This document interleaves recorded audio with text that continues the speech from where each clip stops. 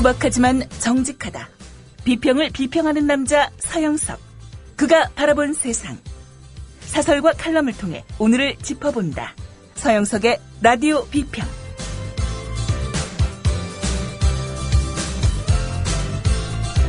안녕하십니까, 서영석입니다. 오늘은 저도 헤드폰을 끼고 합니다. 오늘 한겨레신문 윤구뱅 선생님이 쓴 칼럼을 봤는데요, 이런 이야기가 있었습니다. 지금부터는 윤구뱅 선생님의 글입니다. 얼마 전에 팩트TV라는 곳에서 기막힌 꼴을 봤다. 10살 난 딸을 둔 한 어머니가 자기 손으로 삭발을 하면서 내 딸을 지켜달라고 하소연하는 모습이었다.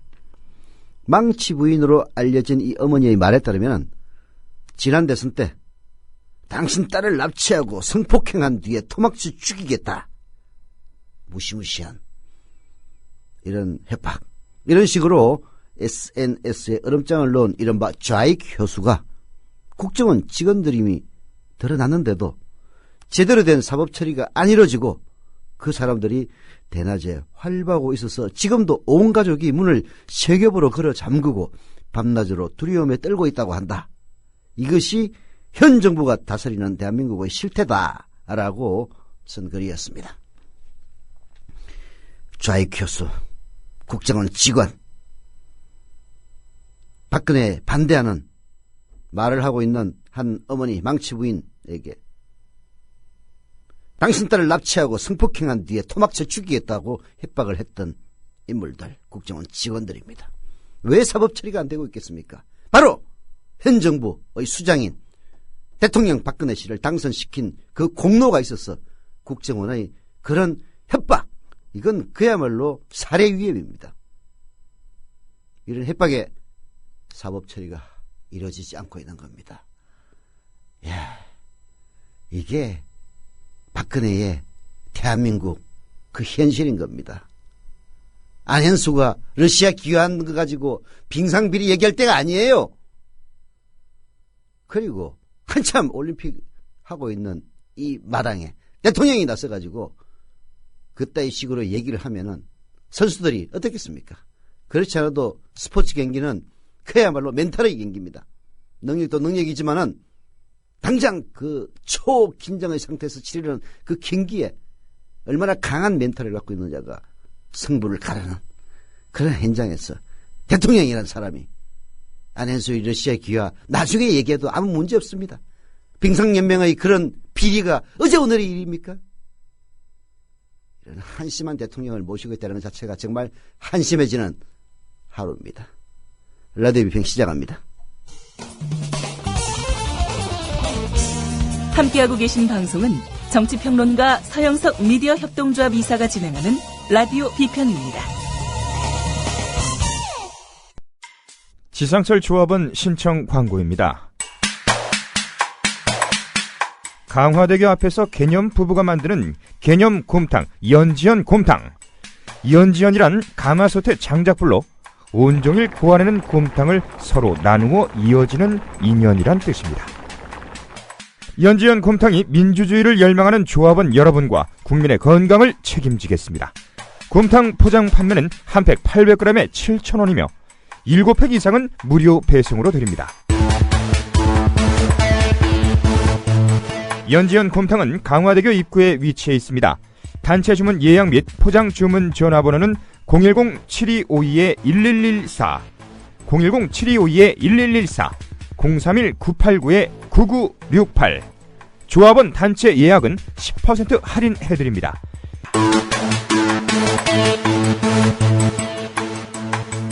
포장 판매 금액의 10%는 국민TV 후원금으로 쓰입니다. 떠나요 둘이서 모든 것 훌훌 버리고. 안녕하세요, 국민TV 조합원 여러분, 제주 산책입니다. 제주 산책은 국민TV 조합원이자 토종 제주인이 운영하는 여행사로 여러분이 제주 여행을 합리적인 가격에 가실 수 있도록 도와드리고 있습니다. 금액은 얼마지? 믿을 수 있을까? 바가지 씌우지는 않을까 하는 불안들 모두 날려버릴 수 있는 여행사 제주 산책. 국민TV 조합원이자 토종 제주인이 운영하는 제주 산책. 제주도 여행을 가려고 고민 중이라면 검색창에 제주 산책, 제주 산책을 검색해보세요. 네.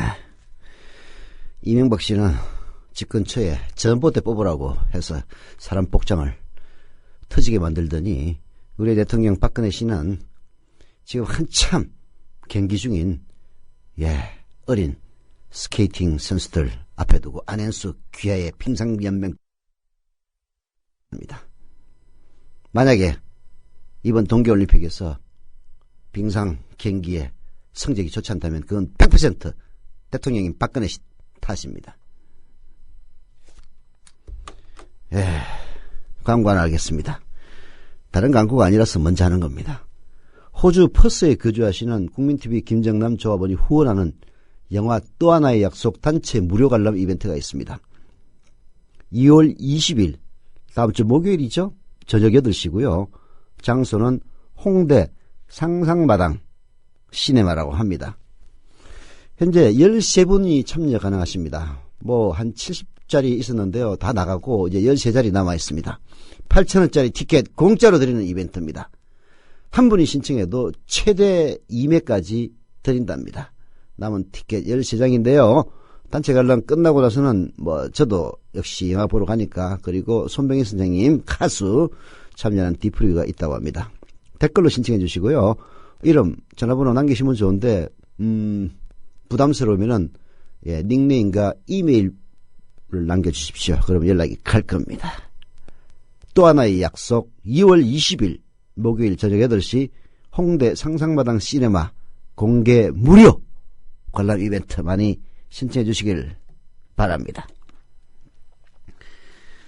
오늘은 경향신문에서 골랐습니다. 경향신문 양근모 논설위원인가요? 양근모 논설위원. 양근모 논설위원이 쓴 선거의 귀신들 제일 먼저 소개해드립니다. 선거의 귀신 다른 데가 아니에요. 새누리당입니다. 새누리당. 역시 선거의 귀신들이다. 안철수 신당이 주춤거리자 새누리당이 나섰다.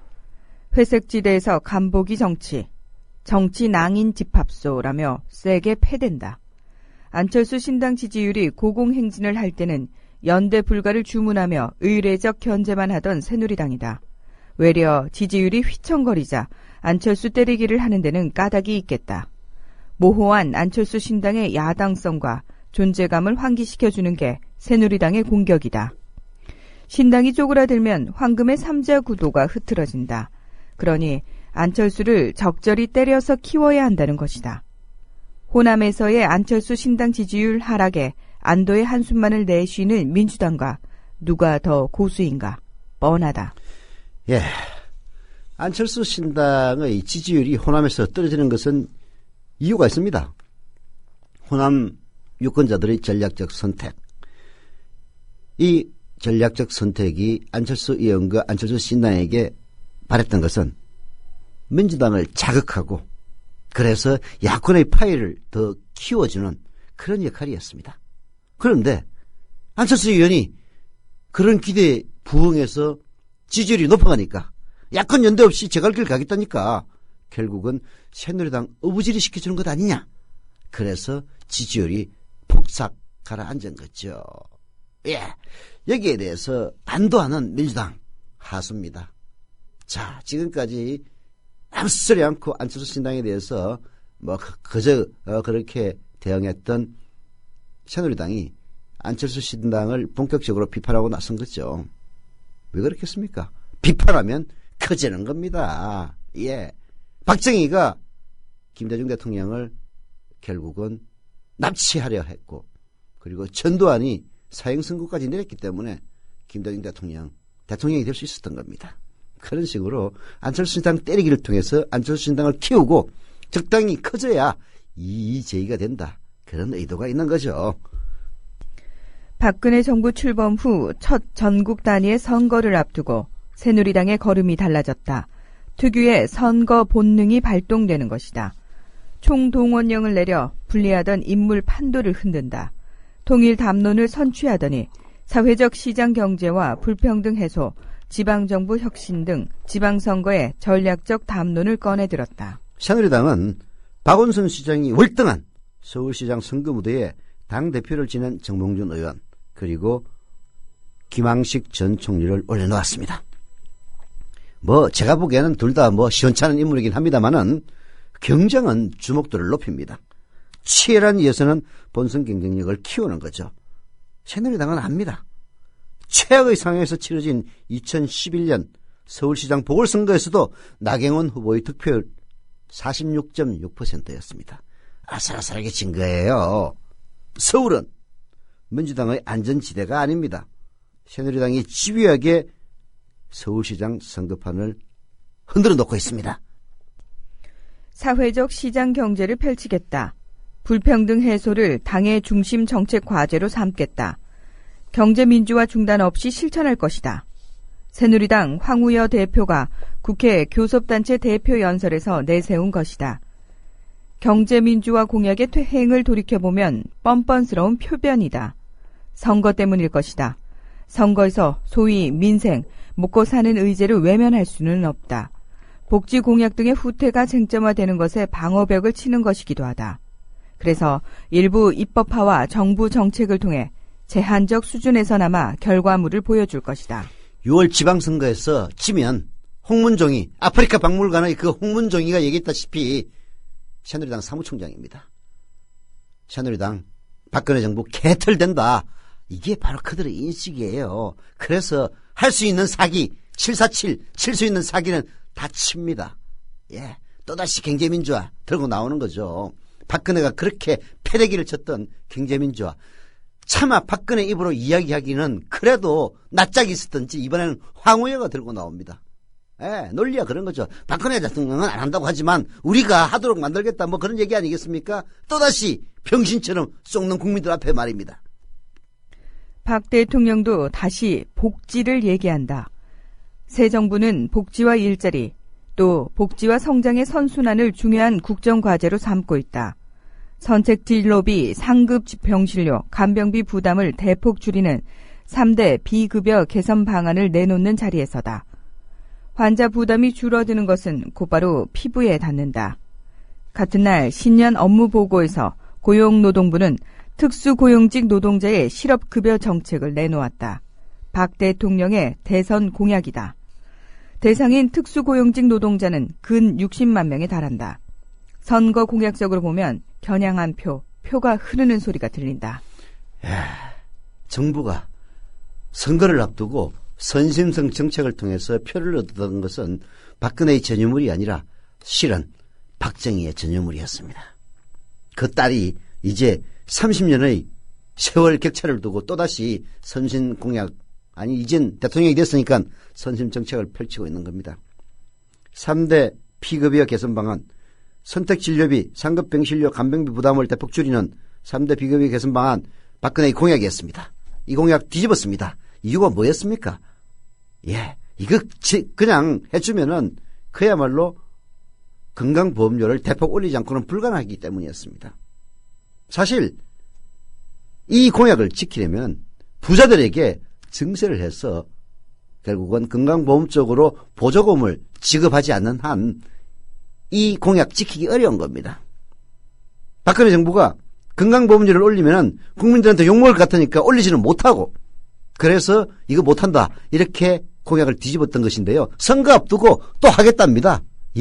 한대요. 이렇게 하면은 어떻게 되는 줄 아십니까? 건강보험료 대폭 인상하지 않으면 불가능한 일입니다. 상급병실료,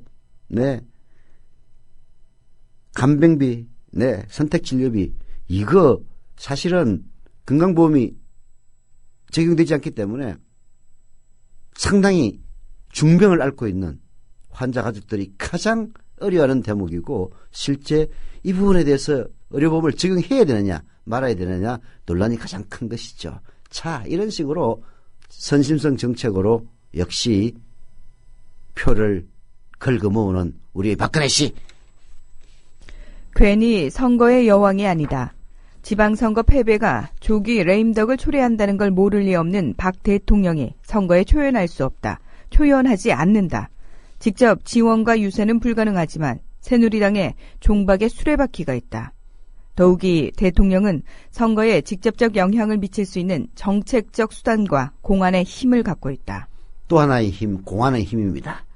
당장 이석기 의원의 내란 업무 사건 재판과 헌법재판소의 통합진보당 해산 심판이 지방선거 국면 내내 이어집니다. 새누리당의 호도에 따르면 민주당이 선거연대로 숙주 노릇을 한 종북 세력입니다. 민주당은 이만큼 야권의 선거연대를 타격할 호재가 어디 있습니까? 실제로 이 호재 때문에 지난 대선에서 박근혜가 이기는 또 하나의 원인이 됐습니다. 만약 그 이전에 치러졌던 2010년의 지방선거에서처럼 야권연대가 확실하게 이루어졌다면 박근혜 아무리 부정선거를 해도 절대 당선되지 못했을 겁니다. 새누리당이 지방선거 전에 결론을 내리고 헌법재판소를 지방선거 전에 결론을 내리라고 헌법재판소에다 대놓고 급박하는 이유가 있는 거죠. 예. 이렇게 심하게 기울어진 운동장에서의 선거에서 대통령이 된 선거의 여왕의 지형까지 업은 새누리당은 일찌감치 잽싸고 교활한 변신을 시작했습니다. 그에 반해 스스로를 진화시켜도 벅찰판인 민주당은 무거운 선거문법에 매달리고 있습니다. 예의 정권 심판론의 연대론이다. 연대론이 바로 그겁니다. 박근혜 정부 지지도가 과반인 상황에서 정권 심판론의 약발이 떨어진다니 중간평가로 개명하는 수준입니다. 상상력의 빈곤입니다. 다분히 안철수 신당 대처형인 정치 핵심만으로는 턱이 없습니다. 야권의 의제인 사회적 경제, 불평등 해소, 통일 담론 등을 선점하고 나선 새누리당에 비하면 너무나 영시하기 짝이 없습니다. 사실 사회적 경제, 불평등 해소, 통일 담론은 이 나라의 자칭 보수정당의 새누리당의 담론이 아니라 야권의 담론이었습니다. 김대중의 담론이었습니다. 노무현의 담론이었습니다. 이걸 빼앗긴 채 지지부진하고 있는 김한길의 민주당, 그리고 그걸 확실하게 패대기 치지 못하고 대안을 제시 못하는 안철수 신당을 보면 복장이 터지죠.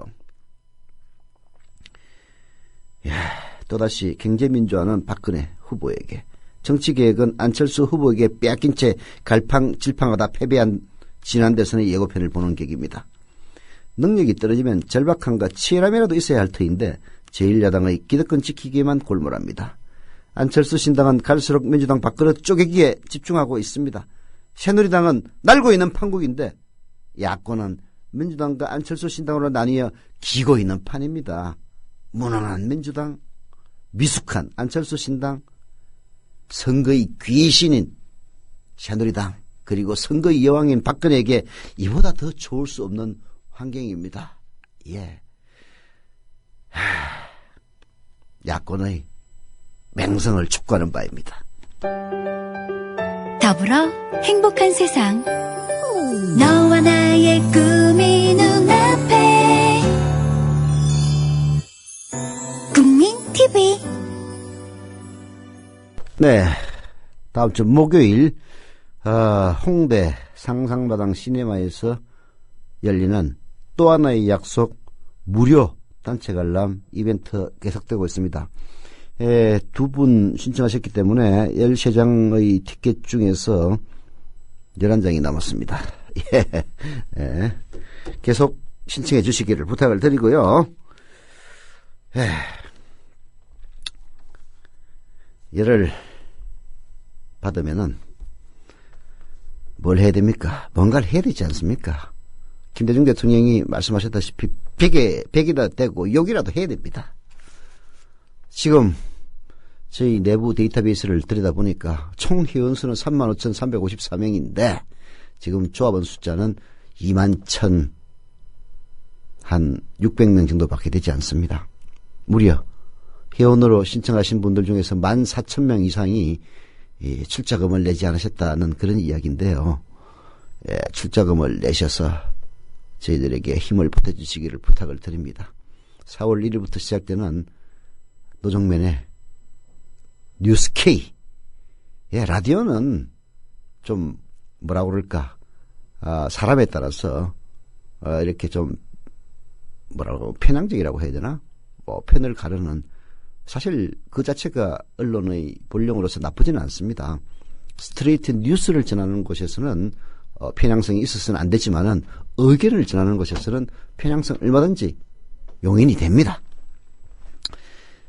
그러나 4월 1일부터 시작될 뉴스K 노정면의 뉴스에서는 그야말로 논팽이 없이 팩트만으로도 이 사회의 부조리와 우리 정치의 부조리를 속속들이 파헤칠 수 있을 겁니다. 조합원 가입으로 힘을 주십시오. 그리고 조합원님들은 자기 주변에 계신 친척, 친지, 친구들, 삼친입니다. 예, 이 삼친들을 한 분 조합원으로 모셔오는 1조합원 뭐 어떻게 얘기해야 되나, 조합원 한 명 더 배가 운동 참여하시기를 부탁을 드립니다. 자본과 권력으로부터 자유로운 진정한 공정언론 국민TV의 조합원이 되고 싶으신 분들은요, 국민TV 홈페이지 kukmin.tv로 들어오셔서 상단의 조합원 가입 신청을 클릭하시면 되고요. 인터넷 사용이 불편하신 분들의 경우에는 미래협동조합 사무국 02-3144-7737 02-3144-0933으로 전화하시면 직접 친절하게 가입시켜 드립니다. 예, 경기 안양시 동안구 관양 1동의 현재 진행형님 조합원 가입 그리고 출자금 납입 감사드립니다. 자, 아까 선거의 귀신에 대해서 양건모 경향신문 논설위원의 칼럼을 들었는데요. 여기에 대해서 어떻게 대응을 해야 될 것이냐. 한림대 국제대학원대 교수인 최태욱 교수의 새정치연대를 도모하라 라는 칼럼, 경향신문 칼럼입니다. 이것은 바로 지금 등신짓하고 있는 선거의 귀신에 맞붙어야만 하는 이 등신들 야권의 방향을 알려주는 칼럼입니다. 소개해드립니다. 지방선거를 앞두고 연대가 다시 화제의 중심이 되고 있다.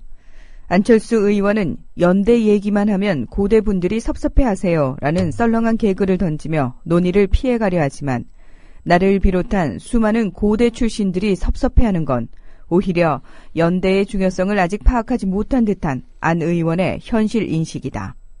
안 의원은 다시 생각해보기 바란다. 자신이 정계에 뛰어든 이유가 무엇인가? 새 정치를 펼쳐보겠다는 게 아니었는가? 한국 정치의 새판짜기 작업이 과연 자기 세력만으로 가능한 일이겠는가? 불가능합니다. 안철수 의원, 지금 안철수 의원을 지지하는 국회의원은 안철수 의원 자신을 제외하고는 딱 한 명 있습니다. 송호창 의원입니다.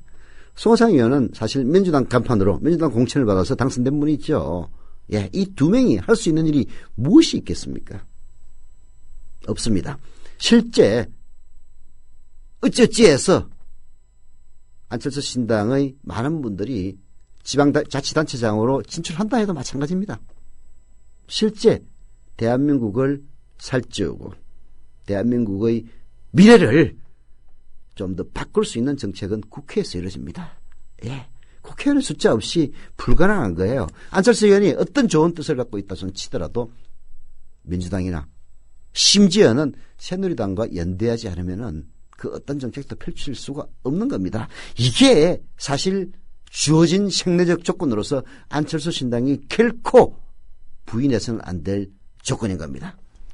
구체적 내용을 다 밝힌 건 아니지만 지금까지 알려진 대로라면 안 의원이 말하는 새 정치의 핵심은 대결의 정치를 조장하는 작금의 거대 양당 기득권 체제를 타파하고 온건 다당제를 구축함으로써 민의를 제대로 반영하는 포용과 합의의 정치를 이룬다는 것이다.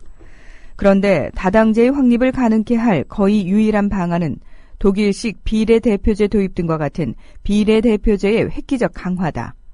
민심의 요약인 정당 득표율에 비례하여 국회의석을 각 당에 배분하는 선거제도가 작동할 때에야 비로소 안정적인 다당제가 구축될 수 있다.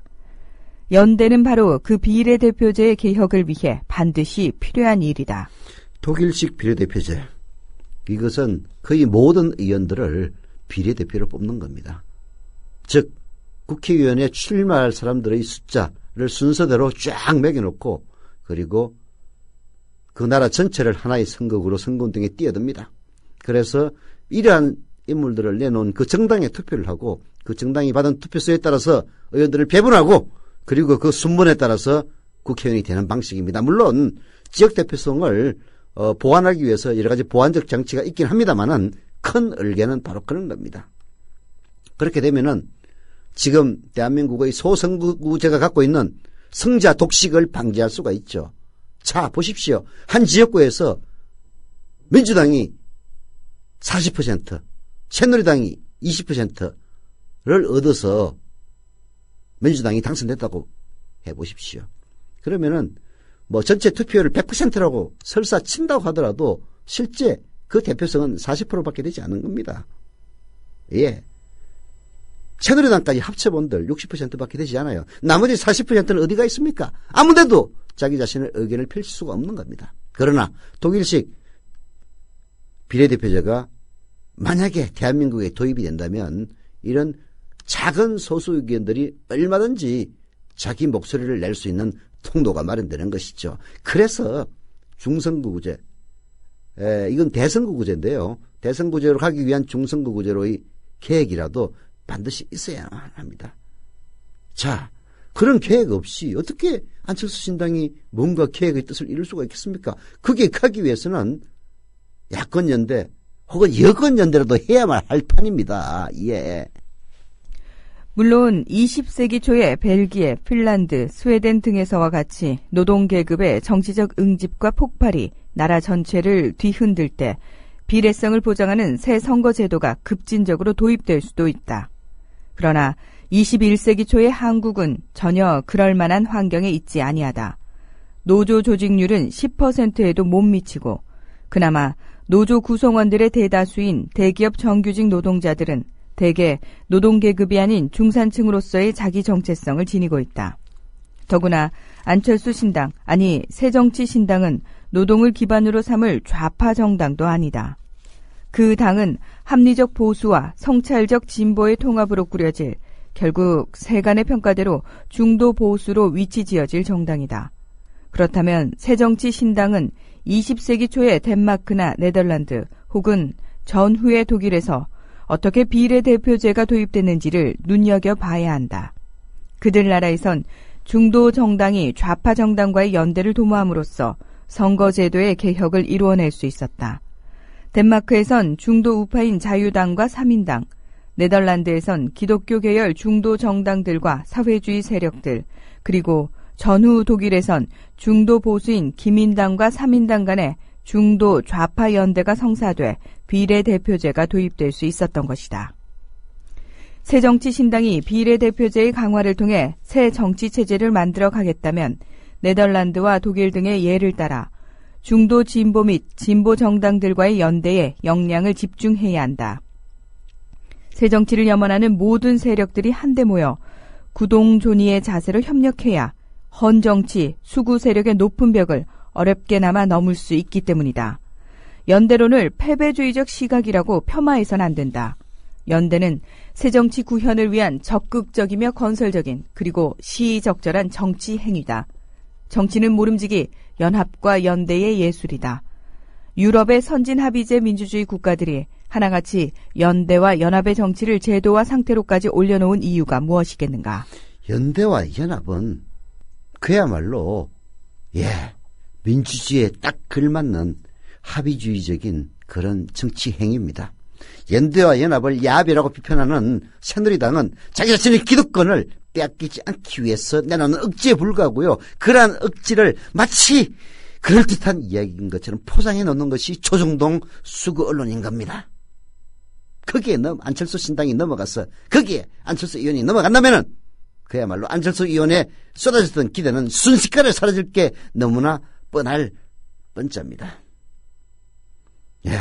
어떤 방식으로 이런 비례대표제가 도입됐는지 유럽 선진국의 사례를 참고해 가면서 그렇게 해서 연구를 하고 또 연구를 해도 모자랄 판에 새누리당의 술책에 넘어가서 조선일보의 그 궤변에 넘어가서 연대를 마치 패배주의적인 시각이라고 폄하하는 안철수의 수준과 시각 실망스럽습니다. 연대 문제를 놓고 안 의원 측은 오히려 민주당의 공세를 취해야 한다. 예를 들어 선거 연대의 조건으로 호남 기득권을 내려놓을 수밖에 없는 파괴력 있는 정치개혁안 수용을 요청할 수도 있다. 또는 현재 25% 내외인 새정치신당의 지지율이 그대로 총선 득표율로 이어질 경우 신당이 75석가량의 의석을 가져갈 수 있을 정도의 순도 높은 비례대표제 도입을 조건으로 걸 수도 있다. 요컨대 새정치연대를 주장하라는 것이다. 그렇게 할 때 시민사회와 진보 정당들은 신당의 강력한 지원군이 될 것이며 연대의 주도권은 신당이 행사할 수 있다. 그 연대가 지방선거를 거쳐 2016년 총선까지 지속적으로 확대 발전해 갈 수 있다면, 그리하여 연대에 참여한 제 정당과 정파들이 20대 국회의 과반을 차지할 수 있다면 거기서 비례대표제 강화 법안은 통과될 수 있으며 그때부터 새정치는 시작될 수 있다. 안 의원의 구상은 연대를 통해 실현될 수 있다는 것이다. 이게 너무나도 빤한 일입니다. 예. 새정치 연대를 통해서 국회 과반을 장악하지 않으면은 안철수가 이야기하고 있는 그 어떤 정치개혁, 새정치도 불가능한 겁니다. 너무나 모순적인 주장을 하고 있는 거예요. 새정치를 하기 위해서는 야권 연대를 통해서 국회 과반을 장악해야 됩니다. 그런데 그 야권 연대가 패배주의 시각으로 비난을 한다면 도대체 무슨 수단으로 안철수가 꿈꾸는 정치개혁, 새정치를 하겠다는 겁니까? 새누리당과 손을 잡겠다는 겁니까? 답답합니다. 그럼에도 불구하고 비실비실하는 민주당, 그 때문에 안철수 신당에게 기대를 접기 어려운 이런 상황이 안타깝고 정말 화날 뿐입니다. 더불어 행복한 세상, 너와 나의 꿈이 눈앞에. 국민 TV. 네, 호주 퍼스에 계신 조합원, 국민TV 김정남 조합원이 후원하는 영화 또 하나의 약속 단체 무료 관람 이벤트 2월 20일 목요일 저녁 8시, 장소는 홍대 상상마당 시네마. 예, 이제 한 10분 정도 남아 있는데요. 게시판에 전화번호나 이메일 주소 남겨주시기를 부탁을 드립니다. 네. 자, 조합원 가입하신 분이 계시네요. 경남 창원시 의창구의 대한 툴님 조합원 가입 감사드립니다. 그리고 주소 기재 안 하신 아이호님 역시 조합원 가입 감사드립니다. 조합원 가입과 출자금 납입까지 하셨네요. 예. 가끔씩 저를 잘 아는 분들이 방송 중에 전화를 하는 분들이 계세요. 제가 11시부터 11시 45분까지 방송한다는 사실 뻔히 알면서 인간은 항상 자기 위주로 생각하는 거예요. 그래, 방송하는 거 모르냐? 물어보면은 안다고 그러면서 또 전화를 해요. 다음에 딱 방송 시간에 전화를 합니다. 다음에 만나면 싸대기를 한 대 올려주려고 그럽니다. 예. 조합원가에 감사드립니다. 자, 오늘은 선거 얘기로만 도배를 하죠. 역시 경향신문의 칼럼인데요. 한국교원대 불어교육과 교수 김종우 교수의 또 국민을 우롱하는 선거철 공약들이라는 이야기인데요.